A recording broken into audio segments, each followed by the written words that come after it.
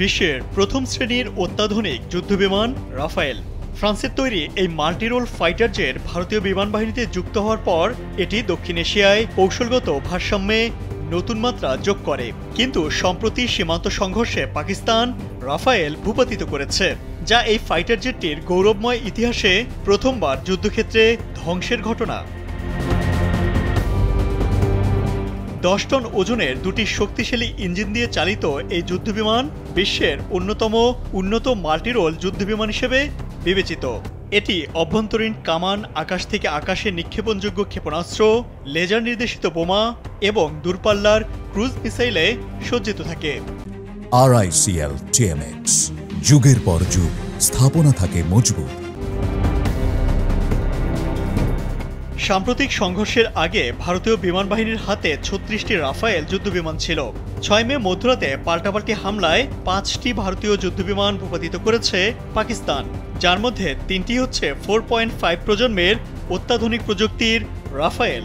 ভারত এখনও আনুষ্ঠানিকভাবে এ নিয়ে কিছু না বললেও ফরাসি গোয়েন্দা সূত্র সংবাদ মাধ্যম CNN-কে জানিয়েছে পাকিস্তান রাফায়েল ধ্বংস করেছে, যা ইতিহাসে নজিরবিহীন। জানা গেছে পাকিস্তানের আকাশ প্রতিরক্ষা ব্যবস্থা একাধিক উচ্চ ক্ষমতাসম্পন্ন ক্ষেপণাস্ত্র এবং রাডার দিয়ে সজ্জিত, যা উচ্চ আকাশে এবং দূরপাল্লায় প্রতিপক্ষের বিমানের গতিবিধি শনাক্ত ও ধ্বংস করতে সক্ষম।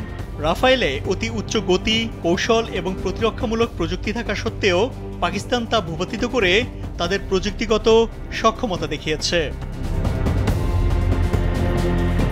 ফরাসি কর্মকর্তারা রাফায়েল ধ্বংসের বিষয়টি নিশ্চিত করেছেন এবং এরপরই নির্মাতা প্রতিষ্ঠান ডাসো এভিয়েশনের শেয়ারের দাম হঠাৎ করে 6% কমে যায়।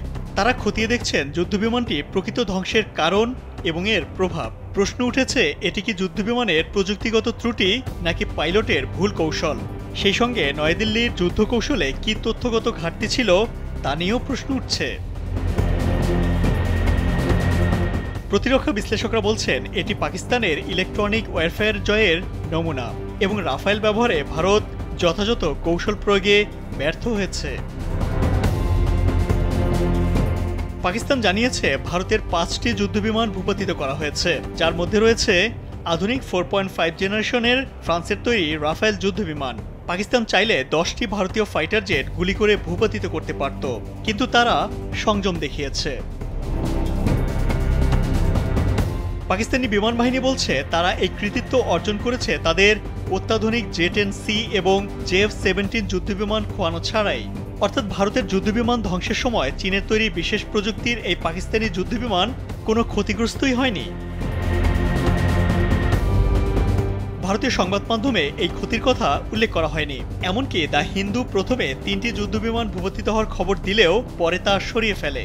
একজন মার্কিন বিশ্লেষক CNN-কে বলেছেন, যদি রাফায়েল যুদ্ধবিমান গুলি করে নামানো হয়ে থাকে তবে তা ভারতের জন্য বড় ধাক্কা এবং সামরিক সক্ষমতার প্রতি লজ্জা। ইমতিয়াজ আহমেদ, কালবেলা।